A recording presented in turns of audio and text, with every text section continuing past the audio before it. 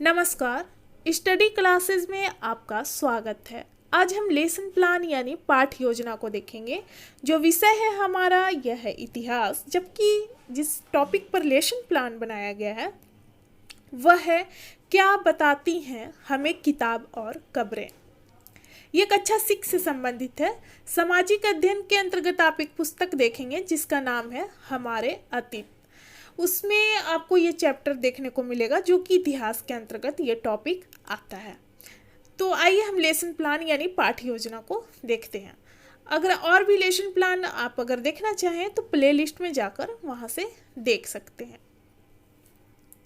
Lesson plan यानी पाठ योजना जब भी आप बनाना स्टार्ट करें तो अपने रजिस्टर के लेफ्ट पेज से स्टार्ट करें। सबसे पहले आप लिखेंगे विद्यालय का नाम, जिस विद्यालय में आपको पढ़ाने के लिए जाना है। फिर अपना नाम लिखेंगे, फिर आपका क्रमांक यानी रोल नंबर क्या है, विषय हो जाएगा इतिहास, प्रकरण यानी जिस टॉपिक पर लेसन प्लान बनाया गया है वह है क्या बताती हैं हमें किताबें और कब्रें। ये कक्षा 6 से संबंधित है और कितने समय तक यहाँ पर क्लास में हो जाएगा 6, कितने समय तक आपको पढ़ाना है वो लिखेंगे, किस घंटे में आपको पढ़ाना है, डेट क्या है और आपका सत्र कौन सा चल रहा है, इन सारे चीज़ों को यहाँ पर लिखेंगे।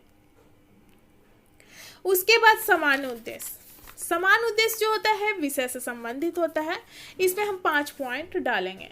पहला नंबर, छात्रों में इतिहास विषय के प्रति रुचि उत्पन्न करना। दूसरा, छात्रों में ऐतिहासिक दृष्टिकोण का विकास करना।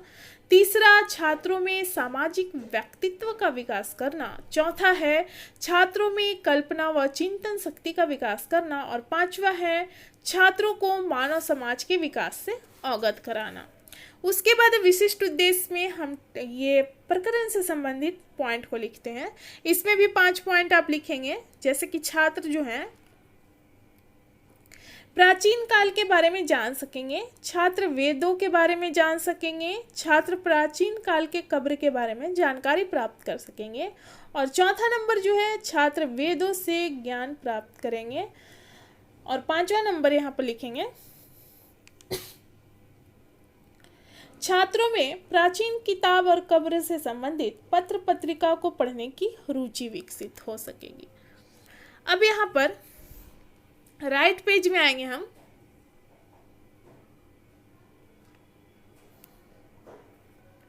यहाँ पर लिखेंगे सहायक शिक्षण सामग्री, यानी कि पढ़ाने के लिए आप किन किन सामग्री का प्रयोग करेंगे उस चीज को लिखेंगे। तो यहाँ पर हो जाएगा चौक, डस्टर, मॉडल, चार्ट, संकेतक व अन्य शिक्षण सहायक सामग्री। किस विधि का प्रयोग करेंगे तो व्याख्यान एवं प्रश्नोत्तर विधि। फिर पूर्व ज्ञान में हो जाएगा कि छात्र जो है क्या बताती हैं हमें किताबें और कब्रें के बारे में सामान्य जानकारी रखते हैं, यानी कि इस विषय पर उनको पहले से थोड़ी बहुत नॉलेज है। वर्ग व्यवस्था में हो जाएगा छात्र अध्यापक या अध्यापिका अपनी सुविधा के अनुसार वर्गों को व्यवस्थित करेंगे। फिर उसके बाद प्रस्तावना का पॉइंट यहाँ पर आएगा। 2 कॉलम बनाएंगे, छात्र अध्यापक या अध्यापिका कथन और दूसरा कॉलम जो है छात्र संभावित उत्तर। तो ये प्रश्न और उत्तर जो हैं दोनों एक दूसरे से संबंधित होते हैं। इन प्रश्नों की संख्या आप 4 या 5 रख सकते हैं। और ये प्रश्न जो है छात्र अध्यापक या अध्यापिका जो है वो बच्चों से करते हैं। और लास्ट क्वेश्चन में, लास्ट प्रश्न में यहाँ पर देखना है कि बच्चे इस प्रकार उत्तर दें जिससे हमारा टॉपिक निकल कर आ सके, जिस टॉपिक को हमें पढ़ाना है।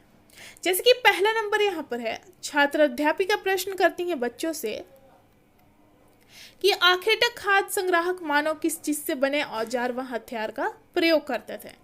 तो इसके उत्तर में छात्र जो देते हैं उत्तर वह पत्थर व लकड़ी तथा हड्डी से बने औजार व हथियार का प्रयोग करते थे। दूसरा प्रश्न है इसी से संबंधित, प्राचीन कालीन औजार व हथियार का प्रयोग किस लिए किया जाता था। तो शिकार आदि काम के लिए किया जाता था। अब इसी से संबंधित तीसरा प्रश्न है कि प्रारंभिक मानव शिकार कैसे किया करते थे, इसका अध्ययन किसने किया। तो इसका अध्ययन पुरातत्वविद ने किया। चौथा प्रश्न है जो उत्तर आया उसी से संबंधित प्रश्न, पुरातत्वविद प्राचीन सभ्यता का अध्ययन के लिए किन किन चीजों का प्रयोग करते थे। तो यहाँ पर हो जाएगा उत्तर सिक्के, औजार, पांडुलिपि, प्राचीन ग्रंथ और कब्र आदि। ये बच्चे उत्तर देते हैं। और पांचवा प्रश्न जो है छात्र अध्यापिका करती हैं कि प्राचीन किताब व कब्रों के बारे में विस्तार से बताएं। तो यहाँ पर छात्र जो है उत्तर नहीं दे पाते हैं, इसलिए समस्यात्मक लिखेंगे यहाँ पर। और देख सकते हैं कि हमारा टॉपिक यहाँ पर निकल कर आ गया, जिस टॉपिक को हमें पढ़ाना है। तो यहाँ पर छात्र अध्यापिका कथन में हो जाएगा क्या बताती हैं हमें किताबें और कब्रें, और पाठ की उद्घोषणा में हो जाएगा आज हम लोग क्या बताती हैं हमें किताबें और कब्रों के विषय में विस्तार पूर्वक अध्ययन करेंगे। अब उसके बाद अगले पेज में आएंगे।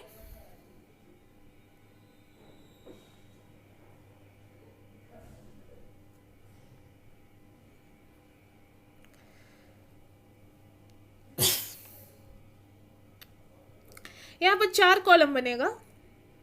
एक शिक्षण बिंदु यानी कि चैप्टर से संबंधित हम पॉइंट को लेंगे, और फिर छात्र अध्यापिका क्रियाशीलता यानी कि इस पॉइंट का जो क्लासरूम में एक्सप्लेन किया जाएगा छात्र अध्यापिका द्वारा, उसको यहाँ पर लिखेंगे। छात्र क्रियाशीलन में हो जाएगा कि छात्रों का व्यवहार किस तरह का है, किस प्रकार उत्तर दे रहे हैं। श्यामपटकार में हो जाएगा जैसे कि आप ब्लैक बोर्ड यूज करते हैं बच्चों को समझाने के लिए, तो मेन पॉइंट को हम यहाँ पर लिखेंगे श्यामपटकार में। यहाँ पर ब्लैक चार्ट पेपर का आप यूज करेंगे। तो वेद के बारे में सबसे पहले जानेंगे यहाँ पर कि वेद की जो संख्या है वह 4 है। ऋग्वेद, सामवेद, यजुर्वेद तथा अथर्ववेद। ऋग्वेद सबसे पुराना वेद है जिसकी रचना लगभग 3500 साल पहले हुई। ऋग्वेद में 1000 से ज्यादा प्रार्थना है जिन्हें सूक्त कहा गया है। इसमें विभिन्न देवी देवताओं की स्तुति का वर्णन किया गया है। इसमें से 3 देवताओं को महत्वपूर्ण माना गया है, अग्नि, इंद्र और सोम। अग्नि को आग का देवता माना गया है, इंद्र को युद्ध का देवता, और सोम एक पौधा है जिससे एक खास पेय पदार्थ बनाया जाता है था। तो इसी से संबंधित प्रश्न करती हैं छात्र अध्यापिका एक्सप्लेन करने के बाद कि वेद की संख्या कितनी है। तो छात्रों के द्वारा यहाँ पर उत्तर आता है 4। यहाँ पर छात्र क्रियाशीलन में देख सकते हैं कि छात्र जो हैं ध्यान पूर्वक कक्षा में छात्र अध्यापिका द्वारा पढ़ाए जा रहे कथनों को सुनेंगे। श्यामपटकार में हो जाएगा यहाँ पर वेद की जो संख्या 4 है वह है ऋग्वेद, सामवेद, यजुर्वेद और अथर्ववेद। सबसे पुराना वेद ऋग्वेद को माना गया है। इसमें देवी देवता की स्तुति और प्रार्थनाओं का वर्णन किया गया है। शिक्षण बिंदु में हम कम से कम 4 पॉइंट को लेते हैं, जैसे कि इस पेज में हम 2 पॉइंट को देखेंगे। एक पॉइंट अभी हुआ हमारा वेद, अब दूसरा पॉइंट जानेंगे प्राचीन कब्रों के बारे में। बाकी 2 पॉइंट को हम आगे के पेज में देखेंगे। यहाँ पर कब्र के बारे में देखेंगे। महापाषाण कब्र बनाने की प्रथा लगभग 300 साल पहले शुरू हुई। यह प्रथा दक्कन, दक्षिण भारत, उत्तर पूर्वी भारत और कश्मीर में प्रचलित थी। कई बार पुरातत्वविदों को गोलाकार सजाए हुए पत्थर मिलते हैं, कई बार अकेला खड़ा हुआ पत्थर मिलता है। यही एकमात्र प्रमाण है जो जमीन के नीचे कब्रों को दर्शाता है। इन मृतकों के कब्रों से कंकाल के साथ साथ अन्य कई चीजें मिले हैं, जैसे कि काले लाल मिट्टी के बर्तन, लोहे के औजार, हथियार, सोने के गहने आदि। इसी से संबंधित प्रश्न करती हैं एक्सप्लेन करने के बाद छात्र अध्यापिका बच्चों से कि कब्र में मृतकों को किन किन चीज के साथ दफनाया जाता था। तो छात्र उत्तर देते हैं लोहे के औजार, हथियार, आभूषण, पत्थर, सोने के गहने, सामान, अन्य सामान आदि के साथ। यहाँ पर श्यामपटकार में देख सकते हैं कब्र के बारे में देखेंगे। महापाषाण कब्र बनाने की प्रथा लगभग 3000 साल पहले शुरू हुई। मृतकों को गहने, बर्तन, औजार, अन्य आभूषण के साथ दफनाया जाता था। अब हम अगले पेज में आएंगे। यहाँ पर भी 4 कॉलम बनाएंगे। तीसरा शिक्षण बिंदु का जो हमारा पॉइंट है वह है कब्र द्वारा सामाजिक असमानता का पता लगाना।